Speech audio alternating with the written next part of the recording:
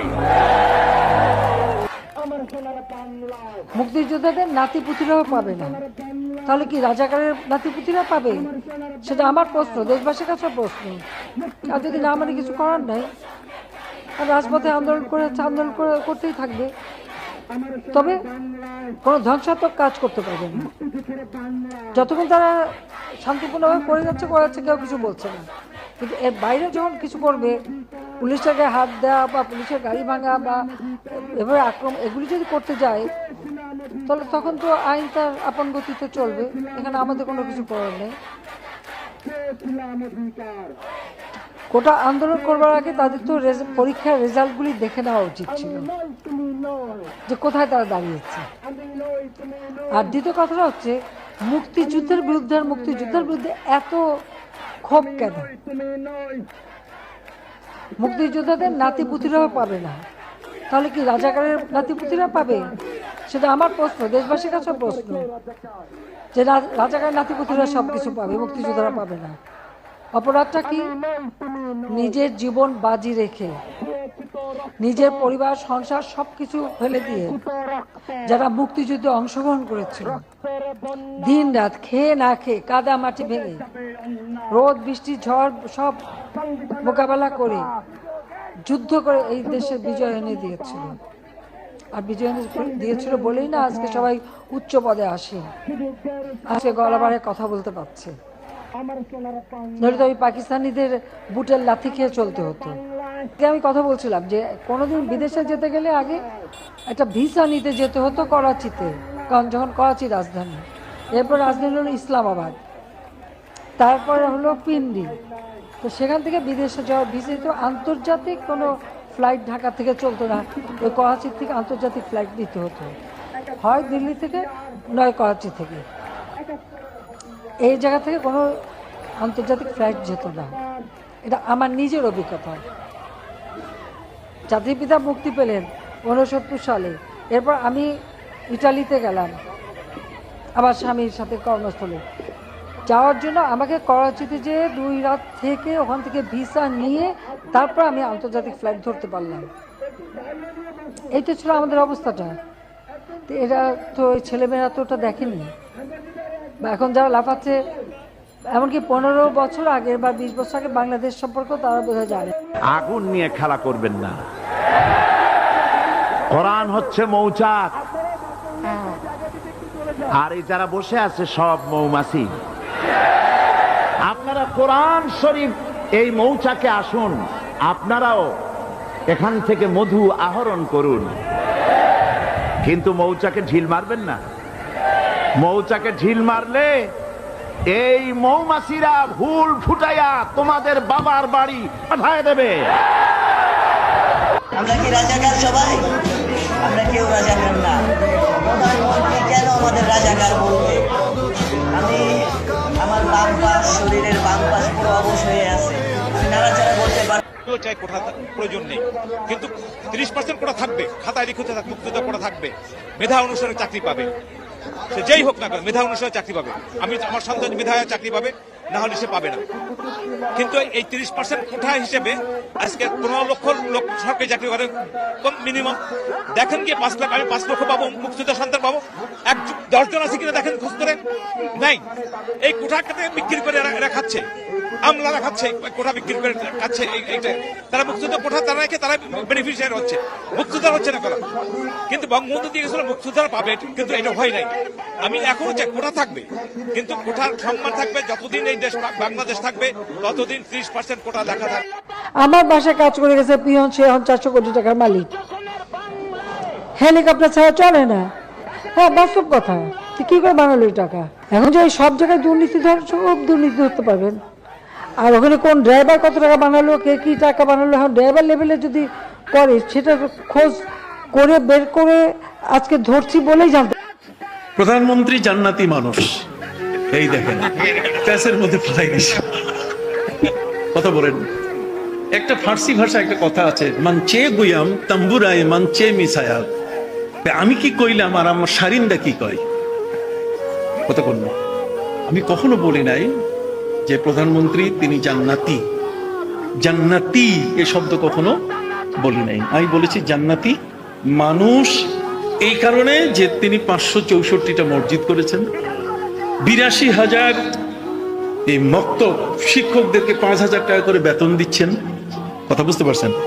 এটা ছিল একটি প্রশংসামূলক কথা।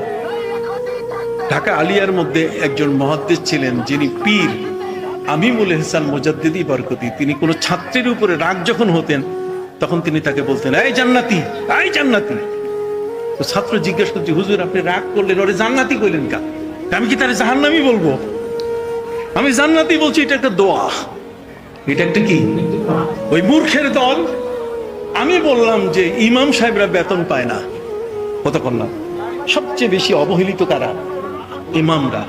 অতএব মাননীয় প্রধানমন্ত্রী পশ্চিমবঙ্গের মমতা ব্যানার্জির মতো একজন অমুসলিম হয়ে যদি ইমামদের জন্য 3,000 করে বেতন দেয়, আপনি প্রসূতি ভাতা দেন, আপনি বিধবা ভাতা দেন, আপনি মুক্তিযোদ্ধাদের প্রায় 50,000 কোটি টাকা তাদের যদি ভাতা দেন, তাহলে ইমামরা আপনার দিকে চেয়ে আছে।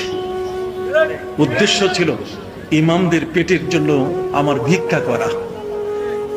প্রধানমন্ত্রী জান্নাতি হওয়ার সার্টিফিকেট দেওয়ার ক্ষমতা আমার নাই, এটা অসম্ভব। আমি নিজেও জানি না যে আমি জান্নাতে যেতে পারবো কি না, আমি নিজেও জানি না। কিন্তু ওই গর্ধবগুলো তারা এই অংশ একটা কেটে এটা কাটিং এবং পেস্টিং করেছে। তার মানে আমি যা বলেছি আগের পরের কোনো কথা যোগ করে নাই। যদি পুরোটা শুনতো তাহলে কোনো ব্যক্তি, এদেশে তো অনেক অসংখ্য আলিম ওলামা, ওই কেউ তো কওমি অঙ্গন থেকে একজন আমার বিরুদ্ধে কথা বলে নাই, শুধু 2-1 জন এগুলো আগের থেকে বাঁচাল, আগের থেকে এই সমস্ত কথা বলতে অভ্যাস, যা ইচ্ছা মুখে আসে সাথে সাথে বলে দেয়, কোনো জিনিস তদন্ত করে। আমি আপনাদের কাছে দোয়া চাই, জমিনের এই কর্তৃপক্ষের প্রভাব থেকে আসমানের কর্তৃপক্ষের প্রভাব যেন আমার উপর বেশি থাকে। আল্লাহ রাব্বুল আলামিন যেন আমাকে আল্লাহর গোলাম হিসাবে তার নিকটেই যেন আমার মাথাকে অবনত রাখেন। এই দোয়াটুকু আপনারা সকলে আমার জন্য নিভৃতে একান্তে করবেন। দুঃখের আধার শেষে আলোর প্রভাত হাসে, হতাশার কালো মেঘে যায় গো ভেসে, হতাশার কালো মেঘে যায় গো ভেসে। কোরআনের পাতায় পাতায় দেখো ইমানের পথ ঢাকা ব্যথার কাটা। কোরআনের পাতায় পাতায় দেখো ইমানের পথ ঢাকা ব্যথার কাটা। ভেঙে পড়ো না কভু হতাশ হয়ে, ভেঙে পড়ো না কভু হতাশ হয়ে। জ্বলে পুড়ে খাঁটি সোনা হও গো শেষে, জ্বলে পুড়ে খাঁটি সোনা হও গো শেষে। দুঃখের আধার শেষে আলো প্রভাত হাসে, হতাশার কালো মেঘে যায় গো ভেসে, হতাশার কালো মেঘে যায় গো ভেসে। জীবনের বাঁকে বাঁকে দেবে আজাজিল ধোকা শত রঙিন ফাঁদে। জীবনের বাঁকে বাঁকে দেবে আজাজিল ধোকা শত রঙিন ফাঁদে। রাসূলের পথ চিনে নিও তুমি, রাসূলের পথ চিনে নিও তুমি। সফলতা চাও যদি অবশেষে, সফলতা চাও যদি অবশেষে। দুঃখের আধার শেষে আলোর প্রভাত হাসে, হতাশার কালো মেঘে যায় গো ভেসে, হতাশার কালো মেঘে যায় গো ভেসে। ক্ষণিকের চাওয়া পাওয়া ভুলে ফিরদাউসের পথে চলো এগিয়ে। ক্ষণিকের চাওয়া হাওয়া ভুলে ফিরদাউসের পথে চলো এগিয়ে মুক্তির মঞ্জিল পাবে খুঁজে মুক্তির মঞ্জিল পাবে খুঁজে ঠাই পাবে জান্নাতে অনায়াসে ঠাই পাবে জান্নাতে অনায়াসে দুঃখের আধার শেষে আলোর প্রভাত হাসে হতাশার কালো মেঘে যায় গো ভেসে হতাশার কালো মেঘে যায় গো ভেসে হতাশার কালো মেঘে যায় গো ভেসে